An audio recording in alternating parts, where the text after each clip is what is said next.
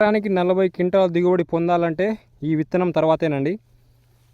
చూడండి అసలు కాపు ఏ విధంగా అయితే ఉందో. మీరు వ్యవసాయం అనేది చేస్తున్నారు, మీరు కూడా మిరప పంటలు మిరప తోటలు అయితే వేస్తున్నారు. మరి ఈ సమయంలో డిసెంబర్ 10వ తారీఖున మీ తోటలు ఇలా ఉన్నాయా? కాపు చూడండి, ఒక్క తాలు శాతం కూడా లేదు. అదేవిధంగా దగ్గర గనుపుతో అసలు బీభత్సంగా అయితే ఉందన్నమాట. సో మనం గమ్ముతో అతికిచ్చినట్టే ఇంత దగ్గర జడ కాపు చూడండి మీరు ఏ విధంగా అయితే ఉందో తోట.